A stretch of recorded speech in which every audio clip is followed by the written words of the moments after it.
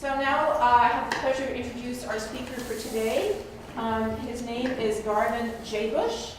It's wonderful that the reason we have him here is that he was nominated by one of our current students, Connor Clark, from the class of 2017. And Connor, in fact, did an internship with him, and that's how he learned about his work. Garvin has a Bachelor's of Science in Anthropology from the University of Utah, and then eventually used that background in a somewhat unusual way, in that he went and got an MBA in International Management and Finance from the American Graduate School of International Management. He is clearly a national leader in the green investing arena. Right now he's co-manager of the Shelton Green Alpha Fund, also the Green Alpha Next Economy Index, and of the Sierra Club Alpha Portfolio. Furthermore, he authors the Sierra Club's Green Economics blog, which is called Green Alpha's Next Economy. And he's appeared numerous times in the mass media, on CNBC, Bloomberg, interviewed by the Wall Street Journal, Forbes, etc.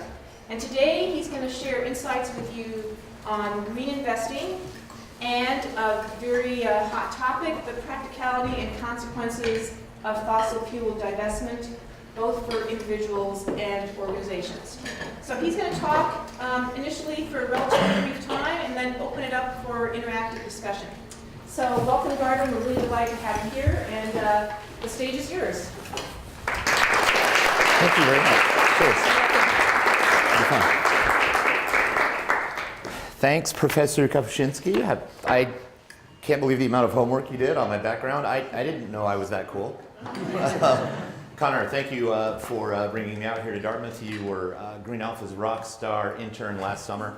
Connor, for those of you who don't know him, is a smart guy and funny, and as a millennial, potentially even slightly younger than millennial, did a great job helping us put together a program to teach financial advisors how to talk to millennials. That's what he spent his summer on last year, and it was important because right now what we're seeing in the world is the rise of interest in sustainability investing and in green investing in general, and as Professor Kapuscinski said, the idea about divesting from fossil fuels. And when we founded Green Alpha Advisors back in 2007 with this vision in mind, we got a lot of comments from very traditional old-timey wealth advisor types of, yeah, that's real interesting, tree hugger, but there's the door over there. And now, because of your generation and guys from about, now like college age up to about 35 now, the so-called millennials, what we're hearing is instead the phone rings and it's some wealth advisor somewhere going, yeah, I got an old client in here with his kids and they want to know about divesting. Can you please help me? So it's been a complete 180 just in the last few years, and it really is interesting what's happening now. As Prof. Kapuscinski said, I'm going to keep my opening remarks short so we can open it up to a discussion. But I wanted to set the stage about what it is that we do at Green Alpha and how we go about sustainability-oriented investing. So our role in the general effort towards sustainability is in investment management. And I think that is an important place to start practicing sustainability because, as you guys all know, where capital is deployed in this world, where the money goes, where we all invest our savings and our retirement plans and everything else, where the capital is deployed is where everything happens. And right now, generally, the global economy, particularly in the United States, is stuck in this default setting of, you know what, just invest in an S&P 500 fund. It's probably the cheapest thing you can find because it's got such huge scale, and you're never going to beat it anyway. Efficient markets theory, modern portfolio theory all suggest just stay in the index, find the cheapest one you can and forget about it. That's good as far as it goes in terms of advice on how to save money on management fees perhaps, or getting into larger scale funds. But the problem with traditional investment models is that they are riddled with what we now realize in the world are systemic risks that could ultimately prevent long-term system survival for the global economy and for our underlying ecosystems. So it's great to be in those investments in terms of your retirement, but it's terrible in terms of the long-term ability of the global economy to thrive, and for us all, including the 100%, to enjoy good standards of living and not degrade our underlying ecosystems. So I think investment management should have been one of the first things to start thinking about sustainability and to move into what could reflect a sustainable economy, but unfortunately it's been one of the last. realizing this back in 2007, my co-founder Jeremy Deems and I realized it's time for stuff to change. We need to completely blow up the old model of investment management and start over. But before you do that, you have to ask yourself, when you start any enterprise, you got to ask yourself, what's the goal? And we thought, well, the normal goals for an investment management firm are accrue a whole bunch of assets under management, have good performance, try to grow the business, and do well.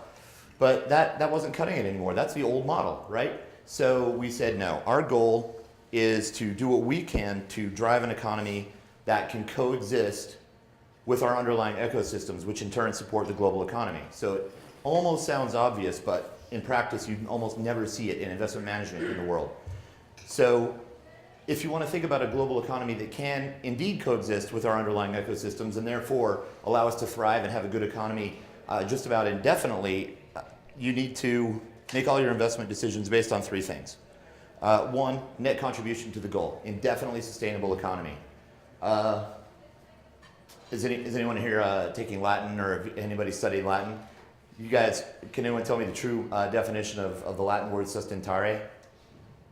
Anyone? Continue indefinitely? Right, to theoretically thrive indefinitely without interruption. That's what sustainability actually means. And when we founded Green Alpha, we said that's the definition we're going to hew to.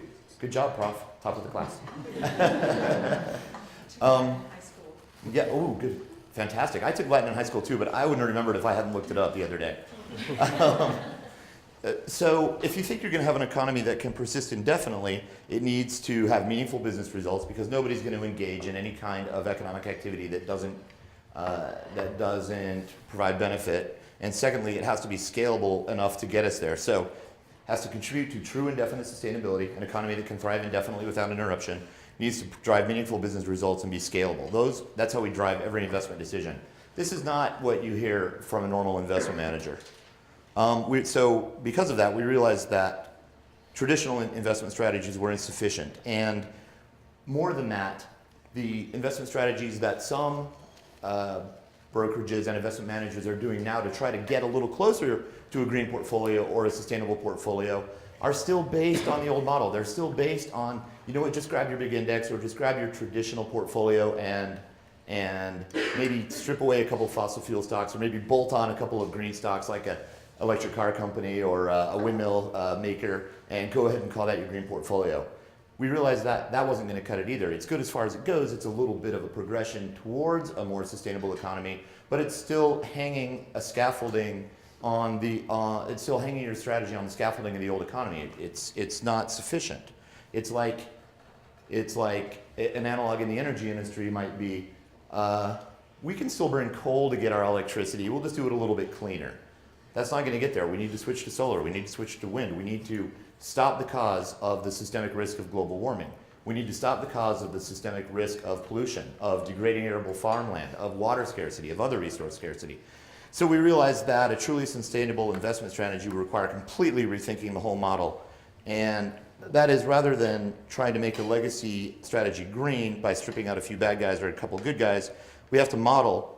So this is where it takes a ton of time, and it's a big effort. Click together a model of what an indefinitely sustainable economy might look like. How's it powered? Where do we get the stuff that we use? How does our material sourced? And then, rather than building a portfolio that reflects the economy we have now, build a portfolio that reflects the economy that could thrive indefinitely. So we realized we had to innovate, not modify. And that's the problem we see with most portfolios today, is they're modifying the old system, not innovating a truly new one. And that economy must be characterized by a way to run the world without overtopping our carrying capacity or colliding with any other big systemic risks. So how do you do that? That sounds great. It's a nice ideology, but how do you actually go about actualizing that? Where do you start? We realize that there's many economic sectors in the world, and that each can be evolved to have an analog or a replacement in the next economy that is far more sustainable, that's far more economically efficient, and probably far better than its legacy economy predecessor. Coal versus solar is one good example.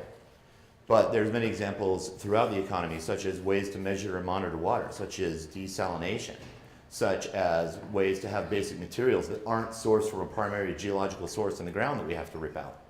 We think there's a next economy analog for every sector, and we think that every sector does have to come into the next economy to become indefinitely sustainable because so for example, we're invested in 30 sectors now. We're far from just being a renewable energy fund because if there is a weak link in a chain, the chain will break. And if we don't get every sector of the economy up onto a sustainable footing, on what basis do we have a truly indefinitely sustainable economy?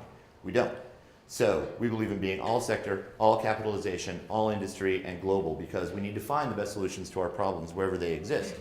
Now obviously there's dozens and dozens of sectors in the economy, but we think that the sustainable economy can be housed under two great pillars. And those are renewable energy and waste to value economics. And to explain a little bit about what that means, well, any economy is based on its energy. All an economy is, in the end, is us, the people, and our interaction with our stuff that we use and the energy that powers everything. So where you get your stuff and where you source your energy, and then how we interact with those things, is really all an economy is. So we think that the indefinitely sustainable economy must be based on truly indefinitely renewable energy. So when I say that, I mean the ones that have free source of fuel that occurs on Earth anyway, sunlight and wind. I don't mean nat gas. I don't believe in that as a bridge to the next economy because it still contributes to big systemic risks around global warming and also aquifer polluting and other really dangerous results of fracking. And the other big pillar is waste to value economics. And waste to value is just another way of putting what a lot of people call the circular economy, reclaiming stuff that's already in the economy, again, as opposed to going back to primary geological sources. For that, we've got tons of interesting subsectors that we invest in. Reclaim Steel, great company out of Portland, Oregon, that just repurposes steel and makes better, higher tensile strength steel than the guys who mine the iron ore and turn that into first run steel. So here, the replacement is better, and there's so much scrap steel in the world that they have no problem sourcing. There's plenty enough stuff in the economy for us to be doing way better at waste to value than we are now. We don't need to be tapping our underlying ecosystem for nearly as much as we are. Also in waste to value, we love companies like Herman Miller. These guys make chairs that are, probably most of you know, are among the higher end office furniture. They're awesome. They do it with zero net waste. They're dialing in on zero net water use and zero net energy use. Waste to value economics is not only far better in serving the cause of sustainability, it turns out to be better economics for the chairmaker. They're one of our best holdings over time. And anybody in here who's wearing a Patagonia fleece, it's probably old Coke bottles. Waste to value is where we need the stuff side of the economy to come from. And again, the energy side, because we need so much energy to power the global civilization, has to come from true renewables. So what I'm saying is that philosophical and ideological decisions have rapidly become economic decisions. And innovation is changing so fast. Solar has come down in price 200 times since the 1970s. Not 200% now, 200 times. It's become so economically competitive that the Bank of Abu Dhabi, if you guys are interested in this topic, go look it up. They just had a report come out last week wherein they said that a power purchase agreement, a contract to buy energy from a solar plant recently tendered in Dubai, is competitive with oil at, ready, $10 a barrel. That's how cheap solar is getting in the sunnier places in the world. Everything is happening so fast that Deutsche Bank has said 5 years hence, solar is going to be another 40% cheaper than it is today. Where are your fossil fuel investments as that starts to occur? What we believe is that the next 10 to 20 years are going to look nothing like the last 10 or 20 years. And you can either decide if you're going to like that or not, but it's happening. You can decide to get your capital ahead of it and invest in the emerging sustainable economy because, again, not only does it serve the cause of sustainability, but it also is more economically efficient. If you can source your power for less with solar than you could with coal, then there really is no decision. It's neither ideological nor philosophical anymore, it's economic. This is the world we believe in. We think in the end that the only infinite resource we do possess on Earth is human innovation, and capitalizing on that in terms of investment management, in terms of what we do, is probably your best shot at competitive returns, but also at sustainability and for an economy that can thrive for the 100%. And with that, I'd be happy to start a discussion. Prof?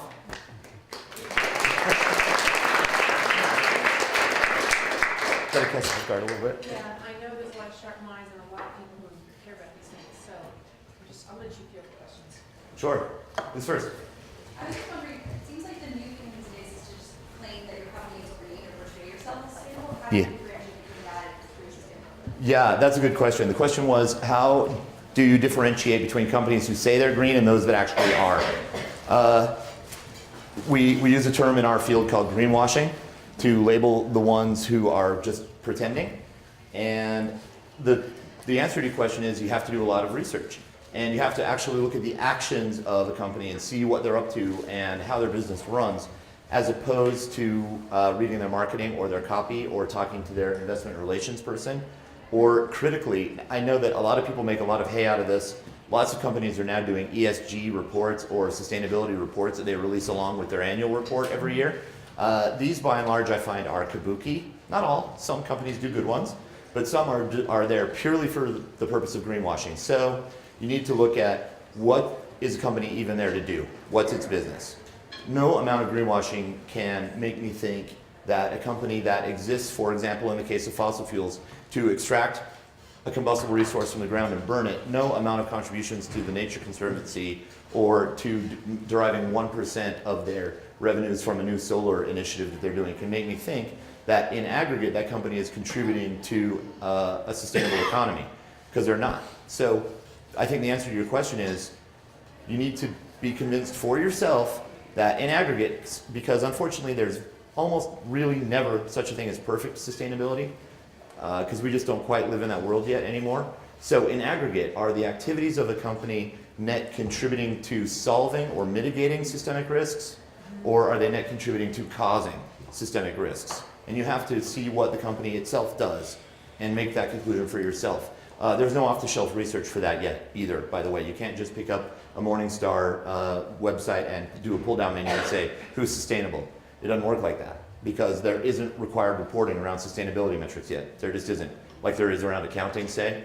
It doesn't exist. So you have to do your homework for yourself, which is why running a fund like we do is quite labor intensive, but it provides a place for folks to find access to a sustainable portfolio without having to do all that homework themselves. It's one of the reasons we exist.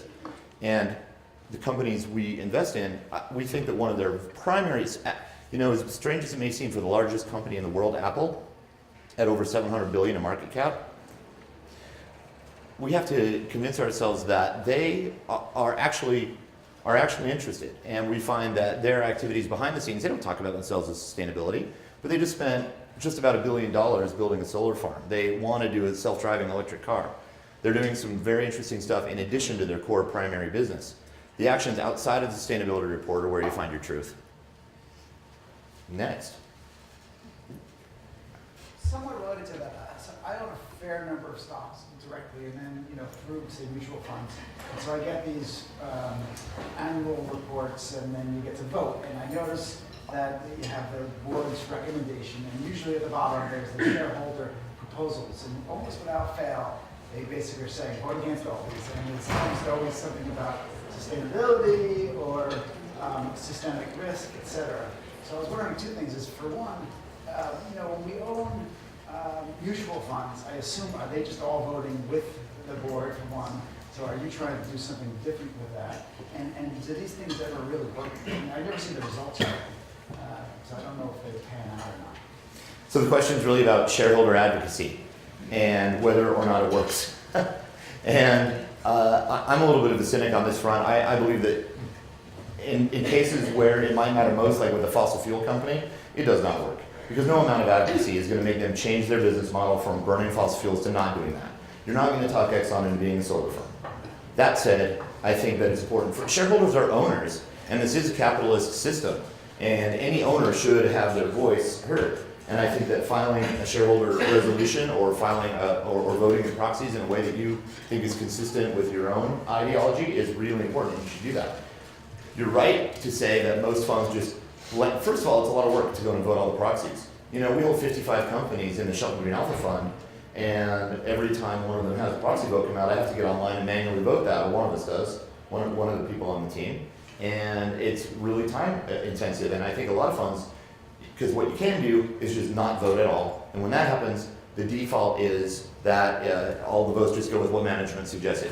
very often management suggestions are not in tandem with the sustainability goal or with what the shareholder wanted. So we actually look at them one at a time. Some shareholder resolutions are downright crazy, and they're asking the firm to do something that they could just never do. But others are actually good, like, hey, how about if you have some female representation on the board? I always vote for those. So we just go through one at a time. We actually have a 200-page book that says how we're going to vote in every case, and we just go through and vote them one for one, and it takes forever, but we think it's an important part of the process. Did that answer? Yeah. Cool. That's nice. Sorry. Just to follow up on the earlier question, how do you feel about certification schemes like, say, Rainforest Alliance for agricultural products or FSC for paper products in terms of gauging sustainability? You know, that's a good question. What about certifications about sourcing of primary or secondary materials? I think that certifications are better than nothing because at least you have some assurance that they're probably not using, say in the case of paper, in your example, old growth forests. But it's no true assurance. And I'd actually, along with many other places of the economy, like to skip over incremental improvement and go right to 180-degree change and get right to waste to value on a lot of those things. Here I'll cite a thing like a composite material like Trex makes. I don't know if you guys know the company Trex. They make decking and like wood composite, fake wood composite materials. They make them from old grocery bags, old plastic grocery bags, as opposed to cutting down trees. And it's funny because the way that the economy works is still stuck in the old-timey way of doing it. Like I was mentioning earlier, portfolio management first of all, foremost. And therefore, if you put Trex, which again has never cut down a tree, they make their planks out of grocery bags. If you put them into a model like in Morningstar or Bloomberg, it returns it as the sector classification that it returns is timber and forestry because it makes decking, and it drives me crazy. So we have to shoehorn it into materials ourselves. We have to override what Bloomberg wants to call it because they want to call it something that it isn't because of what it makes. Because the tacit assumption is that what it makes is a function of where they get it. And they're not a forestry company. So I like to just skip over certification of what forest did you cut down and get right to, can we please use what's already in the economy, like an incredible ton of old shopping bags to make our stuff. Trex is getting even more interesting. They are now using all that stuff to make blank resin cartridges for 3D printers. 3D printing is going to be an excellent way for us to get to a waste to value economy because every time you're done with something, you can just return it back to the resin from whence it came, hook it back into the 3D printer and make the next thing you need. It's a great way to just leapfrog right over certifications and just get right to where we need to be because ultimately, for the economy to really be sustainable, we need each of our per capita impacts on our underlying ecosystems to be so small that those ecosystems can begin to recover. And the only way to do that is to make the economy so efficient that the inputs we're putting into it to get good standards of living out of it are so tiny that they would seem negligible by today's standards. And sourcing from one forest over another isn't going to get us there. Who's next? Miss. So, divestment is a hard argument to make sometimes because people are very cynical of it. Yeah, so just divestment is a tough argument to sell. Something that's even harder though is reinvestment in other funds. What do you recommend, or what would you say to people who argue that A, fossil fuels are still the most profitable, and B, that renewable or these funds that are alternative are still very volatile and it's hard to know if they're actually going to return on their investment? So that's a great question, and it's all around what is the real economic case for divesting as opposed to the ideological case. Fossil fuels are going to be with us for a long time, if not almost indefinitely, or rather at least petroleum is. We have so much petrochemistry and so many other things that rely on them that I nor anybody else who's any kind of a responsible economist says they're going to be gone. And yet we can clearly perceive that their importance as a percentage of the world's energy mix started decreasing 10 years ago. Oil's been losing market share as an overall percentage of the world energy mix every year since 2003, and it's only accelerating. We can see clearly that primary electricity has all the new capacity is now either taken by renewables or nat gas, decreasingly nat gas as it becomes less profitable as the price falls, at least for now. But renewables are taking up most of the slack in incremental demand. So it becomes a question of long-term probabilities and thinking what industries are more likely to grow as opposed to which are more likely to shrink. I think fossil fuels are going to be here for a long time, but they're going to be a decreasing part of the global energy mix every year, to the point where, so the two most recent reports that came out about this from responsible entities, the International Energy Agency, IEA, has said that by 2050, solar is going to be the primary source of energy for civilization. Deutsche Bank, in that monster report that came out last week, all 175 pages of it, which you guys should read if you're into this topic because it's really thorough, has said the same thing, but guess what? They said by 2030, that's going to be the case. It's only 15 short years hence. So what you have right now is in this country, solar accounts for under 2% of our electricity mix, and less than that of our overall energy mix, something under 1%. And oil and fossil fuels accounted for something like 80. Well, if Deutsche Bank and IEA are only half right, they're going to grow a lot between now and the next 15 years at the expense of, remember, they are gaining market share from something else. That something else can only mean fossil fuels in this world because that's the only other thing there is. Meaning, as an investment manager, I look forward that next 15 years and think, I might do okay and get a decent little dividend off of fossil fuel stocks for the next 15 years, but it's not going to be a booming growth industry. I'm not going to enjoy tremendous returns from those. The one that's going to grow from under 1% to the majority of civilization's power in 15 to 20 years probably is going to grow a great deal. Now, you're right, it's going to be volatile along the way because it's still early stages for those renewable energies, and which ones survive as opposed to which ones get bought up by other firms and which ones just fail outright is a little bit tough. And for that, you have to go back to basic fundamentals. Which companies are the most healthy, which have the best balance sheets, which have the best management teams, which have the best margins, which are making money, right? Those are traditional, those valuation things never change. The way Graham and finance majors, the way Graham and Dodd taught us to value companies, those things are always true. Those things aren't changing. But the way that we power the economy is changing, and it's changing fast. When I said a minute ago that there's no world in which the next 10 to 20 years looks anything like the past, was true. And you're taking your chances if you remain in fossil fuels as they become a diminishingly important part of our energy mix, to the point where an SEC commissioner, you should look up his essay as well, his name was Bevis Longstreth, commissioner of the SEC now, not the chairman of the Sierra Club, not the founder of Greenpeace, said it's entirely predictable that trustees and fiduciaries with long-term responsibility for care of assets could be ruled negligent for continuing to hold fossil fuels.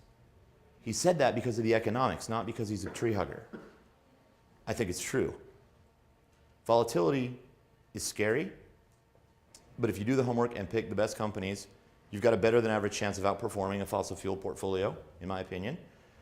A, and B, you can know you're serving the cause of sustainability. Who's next? Right there. Well, the Wall Street Journal disagree with everything you said. Yeah, I know they do. How do you counter arguments like that? Basically, it's based on fear. It will take your income, it will take your wages, it will take your job, it will take your future. And you don't really have any stats about how you're going to improve things. How do you convince us of what you're saying? So the journal, I kind of hate to bring ideology into it because I think we're at a place where the economics are starting to speak for themselves. But let's recall that the journal is a Murdoch publication, and they do subside on fear. They told, right on their editorial page, they told colleges and universities that if they divest from fossil fuels, they're going to have to end their scholarship programs because it's going to suck. They're going to lose 5% a year after that. Talk about not having any evidence to back that up. On the contrary, again, we do have stats. We have seen oil lose market share every year for the past 10 years, and it's doing nothing but accelerating. We have seen power purchase agreements for solar that are so cheap that they're competitive with a $10 barrel. We know from experience that solar has fallen 200 times in price since the 70s, and it's going to fall another 50% in the next 5 years. You know, solar it's subject to Moore's law. Do you guys know what Moore's law is? Yeah. You get about twice the computing power out of a microprocessor about every 18 months per dollar you have to spend on it.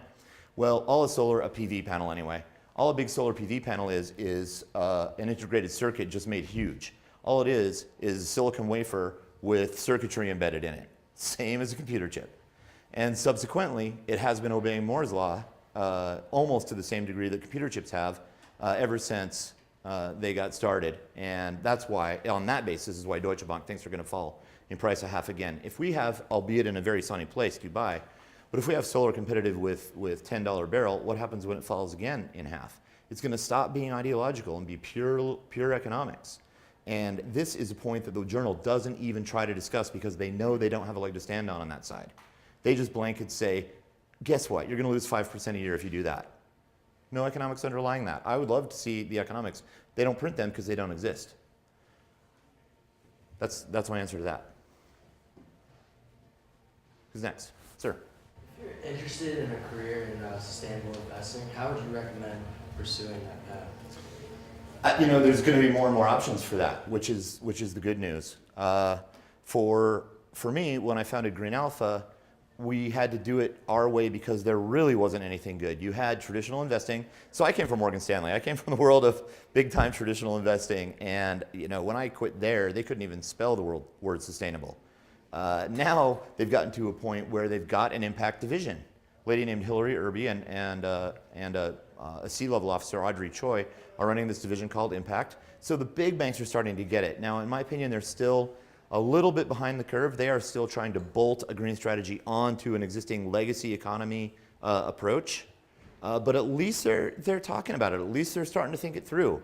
They're calling guys like me and saying, help us think it through, and maybe we should assimilate your strategies into our own offerings. And I think that if you have an interest in sustainable investing, you're graduating probably right at the right time, because those departments are going to be existing in every big bank, and they're going to be growing fast because of what I said earlier. The demand, the pull through from the clients is getting big on the basis of, one, people just want to be more sustainable. Two, people are seeing the economics. They know it's a clear path to competitive growth, albeit volatile growth. And three, their clients are just plain asking for it. When we first launched our mutual fund, the Shelton Green Alpha Fund, we had a hard time getting it onto the first couple of platforms. We had the hardest time getting it on Merrill Lynch because they were like, what? No, we don't understand what that is. We don't want to do that. Excuse me. Until one day, a huge trust fund guy with a $400 million trust fund came in and said, I really want this fund, and you can give it to me, or I can move to Fidelity where I can buy it. And we were on the platform the next day. And that's what we're increasingly seeing in the world, is there's just pull through from clients, and there's recognition that, another big part of the recognition was that we actually have been performing very well on the basis of our economic thesis. In 2013, our fund, NextX, was called the top fund in the United States by both Morningstar and by Kiplinger's. Not the top green fund, not the top sustainability fund, the top mutual fund. Things like that are driving growth. They're making people wake up and notice. So there's really two things you can do. You can try starting your own. I don't recommend it. It's hard. Or especially right out of school. Or you can get to work in one of the impact divisions of one of the big banks. I think that now's the perfect time, though. It's going to be the parts of the bank that blows up the quickest over the next 10 years, for sure. Getting in early, in fact, would be good. You could find yourself in a senior position in one of those divisions pretty quick, I bet. I'd be happy to talk more about that if you want to know more about our own backgrounds. That's kind of a tough one to answer writ large. Are you seeing any growth and traction on these new social benefit companies? Things like L3Cs that can accept investments from foundations, or is that still? A little bit. A little bit. It's really new. So the question was, what goes on with things like, are you thinking of things like B Corp and other designations that allow? There's some really cool stuff going on there. I found myself a little bit conflicted, though. So a B Corp, if you want to be a certified B Corp, it means that you have it's a new type of corporation that can kind of break with the old mold of capitalism as we have known it a little bit, to say that not all my goals need to be for the profits of the shareholders. Some of the actions we might take might actually be to serve other constituencies up to and including the ecosystems that underpin our economy. Right? And hey, shareholder guy, you can't come after me and sue me for not always doing the most profitable course, because I might have really good other reasons for making a decision. It's to give you a little bit of legal recourse in case someone tries to go after you for not doing the most profitable thing. Like if you were a real estate company and you bought a big tract of land that was covered in redwoods and you decided not to cut them all down the first day and sell all the timber, a shareholder can't come to you and say, I'm suing you because you could have made a ton of money doing that. That's what a B Corp and some of these other certifications try to say.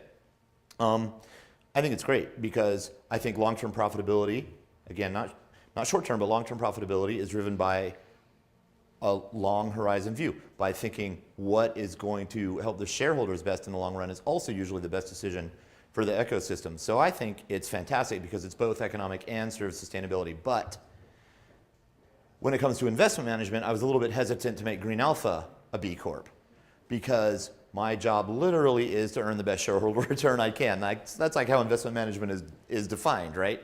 Earn, return. We're aggressive equity growth strategies. So I thought, well, I mean, that's one thing if a forestry company signs up to be a B Corp, but an investment management firm shouldn't be saying, I won't always make the best decision for the portfolio. So I actually wrestled with that a lot, and I think that there's a lot of gray area left there. I believe it's good as far as it goes, but it's still not a formal designation. It's still less than 1% of all companies. I'd like to see it get some traction and be more interesting.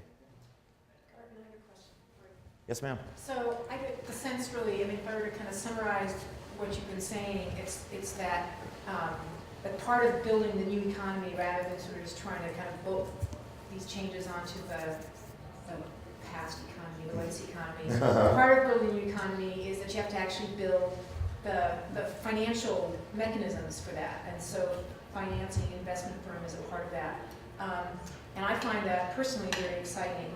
I guess it would really help to get a sense of kind of the scale at which this is already happening, like maybe not only in the US, but around the world. Like how many other investment firms are there out there that are trying to do what you're doing? I realize you're a leader, but I think it would help us to get a sense like, are you like a leader like way far out of everybody else, or is there like a pack that's starting to quickly follow you? Because then that would mean that it's actually starting to really gain traction.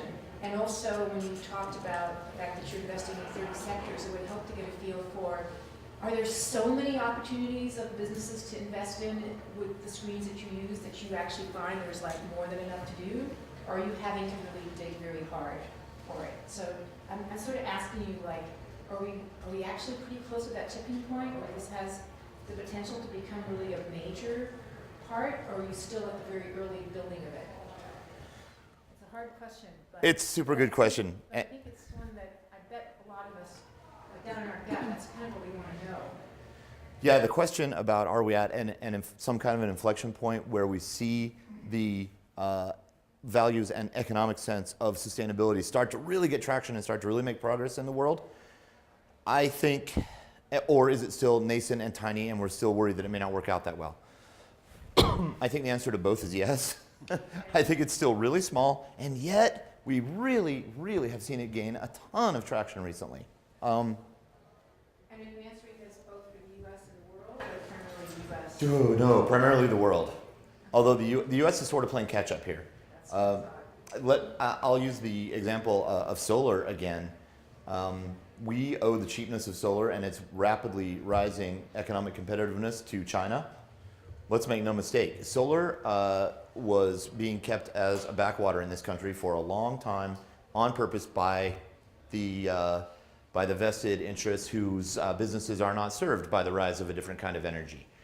China being a command economy, what we might think about that is neither here nor there, was not constrained by things such as super PAC contributions, and just up and said, we're going to make solar at such a massive scale and invest so much in it that it's going to get so cheap that it's going to be impossible to deny any longer. And they went ahead and do that. And it's only really through their agencies that solar became so cheap in the world. And even here in the States, we had to catch on. And now we've actually got some big world leaders. First Solar in Phoenix and SunPower in San Jose, California are two of the best solar manufacturers in the world now. But only because the economics of it were made obvious by the cheapness of China. China managed to make solar panels so cheap that the Commerce Department decided to slap tariffs on those panels. They said it was dumping. They're so cheap now, you must be selling them. The technical definition of dumping, if you don't know about trade law, is that you're selling it below the cost that you can make it for, and therefore trying to drive competitors out of business on an unfair basis. China was not dumping. They just invested so much and made their capacity so huge that they were actually able to do it that cheap. I had to laugh a little bit at Commerce's tariffs because don't we buy everything we buy from China on the basis that it's cheaper than we can make it here? Why are we picking on solar energy? That was funny. So we were seeing other places in the world really get ahead and really take it seriously. Wind, mostly out of Northern Europe. Vestas and Siemens, the two biggest. Now we've seen GE start to get a little bit bigger in that, but it started there. Investment management, there were folks, generations out of the UK, had a philosophy similar to ours early. Here in this country, we're seeing a lot of mutual funds and financial services practitioners kind of hang out a green shingle, if you will.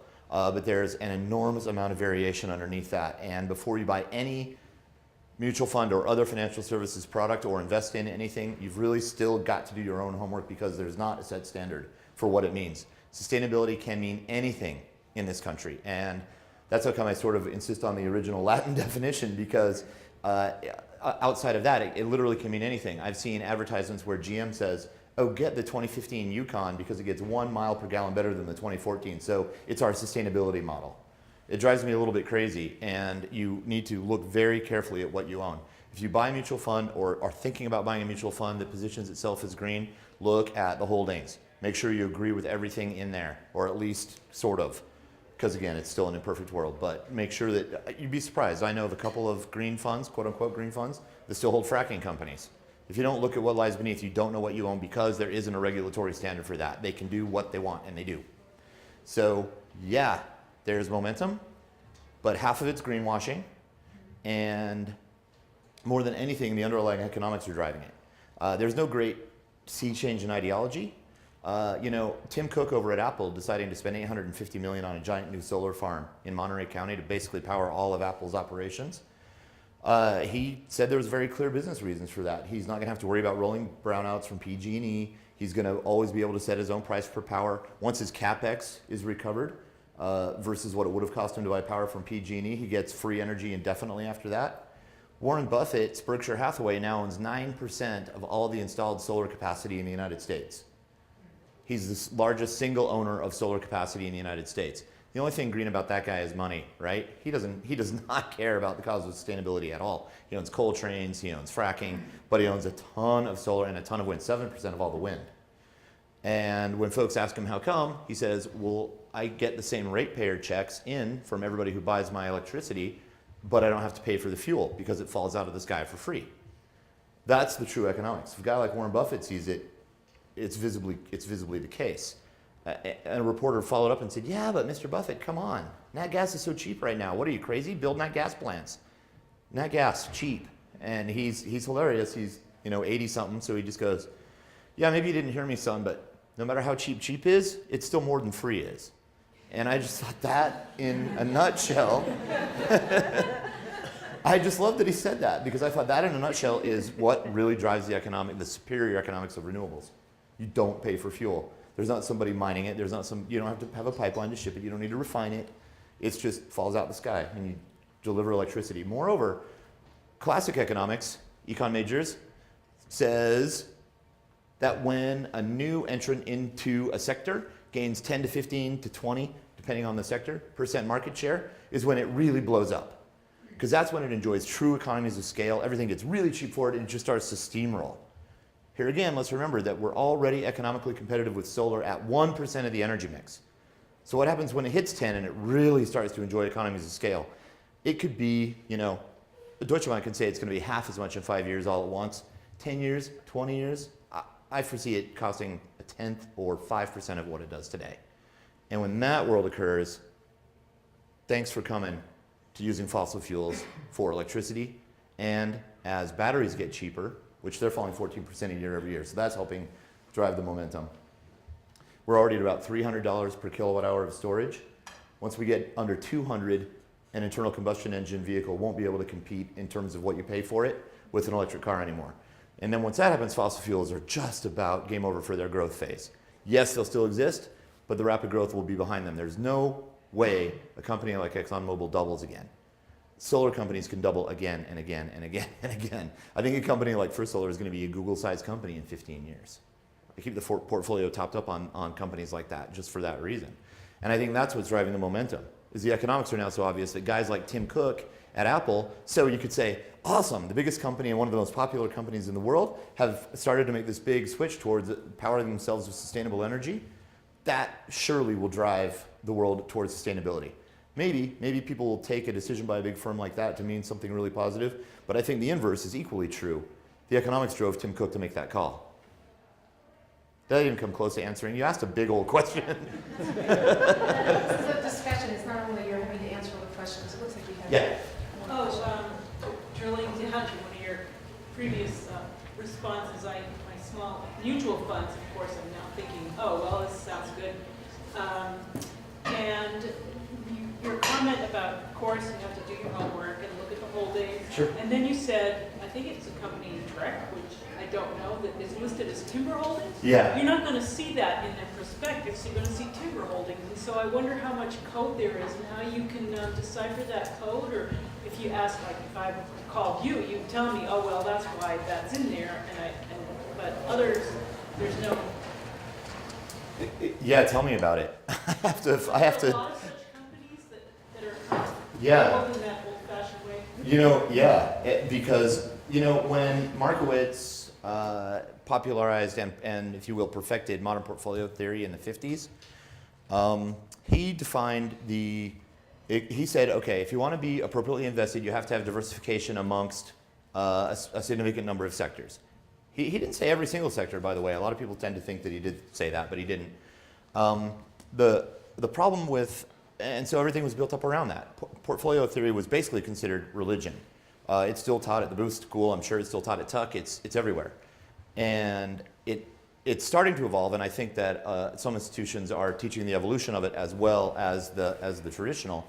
But the problem is when Markowitz invented that thing, essentially, we lived in a world that only had 2 billion people in it, where no one had ever heard of global warming. This is the 50s now, where the resources seemed like they were going to go on forever. No one could imagine we'd have a water crisis, where it seemed like we couldn't possibly pollute the oceans or overfish them to the extent where 90% of the large predator species would be gone, as we see today.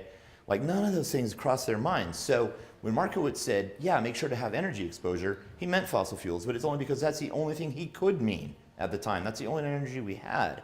He's still around today, and he's gone on to say, there's other ways to diversify your portfolio into energy now.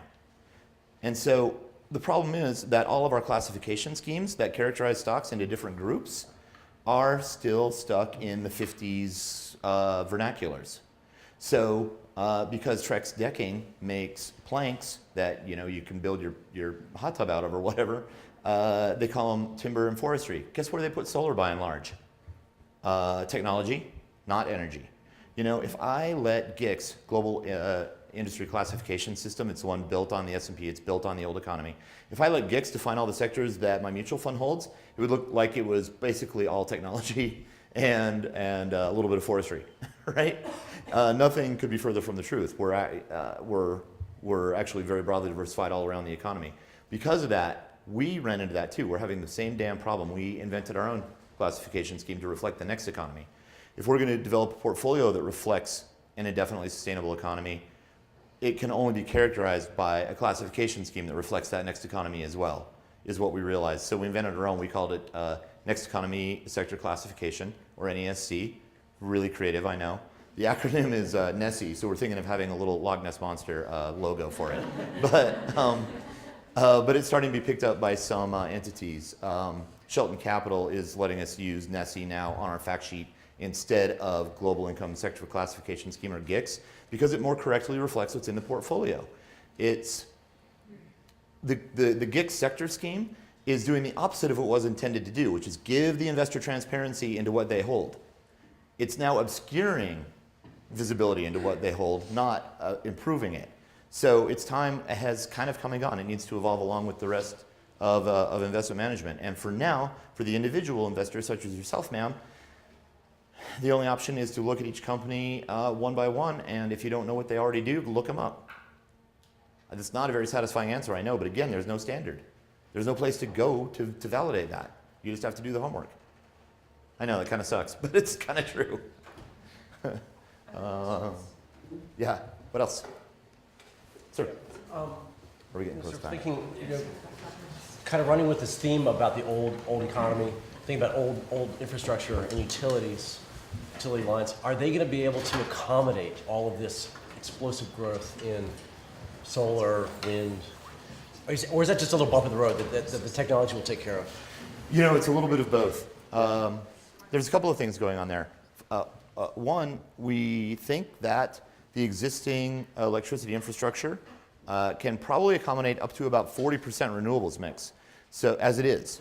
So they can still run quite a ways from here, including getting to scale where they are enjoying real deep penetration into their sector with the existing infrastructure. But then something else interesting is going to happen, and it's starting to happen already. We'll need less of the infrastructure as distributed renewables are built out. Because the cheapest that power can ever get is to be producing it right on the roof of your own university or your own home or your own business or your own, Walmart warehouse or whatever it is, wherever it is that you need energy. Because a big part of what we pay for electricity is paying for the transmission of it. Pushing it down the mighty, mighty watts towers costs a ton of money. So in the fullness of time, as electricity is locally sourced and generated, and solar is, half of what even if it costs what it costs today, or half as much, or far less than that, nothing else is going to be able to compete with that. Economists are starting, you've heard of grid parity? Economists are starting to call very cheap, locally sourced God parity, because even free energy from far away won't be able to compete with it. Even if coal or nat gas were free, it wouldn't be able to compete with distributed energy because of the cost of transmission and the infrastructure. So, first of all, the grid currently can absorb quite a few more renewables than it currently is taking, and in the long run, the stress on the grid is going to be less. By the way, though, that also means that big, large solar farms out in the middle of the desert are also going to be less competitive than on-site solar, because they still require you to push juice down the watts towers the same way a coal plant does. So, effectively, what you've got with a big solar farm is a coal plant where the coal is free. And if that can't compete economically, neither can a spoke and hub solar farm. So I actually, on the 10 to 15 year time frame, am looking out for the companies that build the big solar farms, because they're going to be less and less competitive as well. Yeah. When you decided to quit Morgan Stanley, did you just see the writing on the wall? I did. It turns out I was really early to see the writing.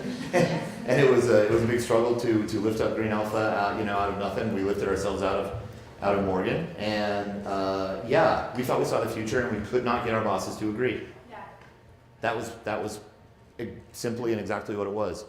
And more personally, philosophically, I felt like I didn't want to spend my career digging in someone else's tunnel, So between thinking that I had a better, more future-oriented way to do things, and what I thought was a better model of investment management, and wanting to do it for myself, there was no choice. I love the easy question, thanks. Everyone's asking these massive macroeconomic questions. You're right, sharp audience. Yeah, we'll take one more question and then we should wrap. You're last. Okay. I was just wondering how the low gas prices and low oil prices affect your funds, seeing as they're more heavily invested in alternative energy sources. Yeah, well, this has been an interesting question. So traders, by and large, have an old economy mindset. And when the oil price started coming down last summer, say last June, when that started to occur, we saw energy kind of trade as a monolith, including the renewables. So as oil pulled back, so did a lot of our holdings. And in fact, as stellar as our 2013 was, our 2014, we were not the top mutual fund in the country. We were middle of the pack, competitive, but not massive standouts. And it was because our renewable holdings, fortunately, were very broadly diversified. Because if we had only been a renewable energy fund, we would have been crushed. We saw them pull back. And it was kind of driving me crazy, because there's no really good reason for that. Because as of now, until there's really broad use of electric transportation, oil and solar don't really compete directly. They want nat gas, maybe coal, maybe, but not oil so much. And so, moreover, it occurred to me, and I wrote a piece about this for Seeking Alpha that you could look up, but it occurred to me that solar, as described before, it being a technology, basically a giant silicon wafer, its economics are going to look like technology, right? The more demand it comes under, the cheaper and cheaper it gets. Oil and other commodities, any commodity you want to talk about, copper, steel, I don't care, the more demand it comes under, the more expensive it gets. So think about the competing dynamics there. One's a tech, so the more and more demand it has, think about the last 2 computers you bought, right? Your new one is twice as good for half the money, right? Think about the last, big screen TV you bought. In the 90s, those cost 10 grand, and now you can get a 55-inch TV for $600 down at Best Buy. Same thing. So what goes on with solar is the more demand it comes under, the cheaper and cheaper it gets. But with any fossil fuel, the more demand it comes under, the more and more expensive it gets. What that's done to the global economy over time on the commodity side is 10 of the last 11 great recessions were all preceded by oil price spikes because the world runs on oil. The minute it gets expensive, it's like putting a huge tax on everything, and then it slows the economy right back down. So what happens in the next economy now? When we're largely powered by solar, the more demand it comes under, the cheaper it gets, further accelerating economic growth. I find that it's entirely inappropriate on a fundamentals basis for oil and renewables to trade the same way. And I wrote as much. And we are finally starting to see, just as of the last 2 or 3 months, those things decouple. The oil prices stayed down, but solars have recovered significantly, I think because broader realization in the world that energy isn't one thing. I actually wrote to S&P and suggested that they disambiguate tech energy from commodity energy because they're not the same damn thing. Is that a good answer? Oh, cool, thanks. Okay, I'm afraid we're out of time for the formal comments. I think Garvin has a good time if you want to go around and talk with him informally. But before that, let's give him a big hand and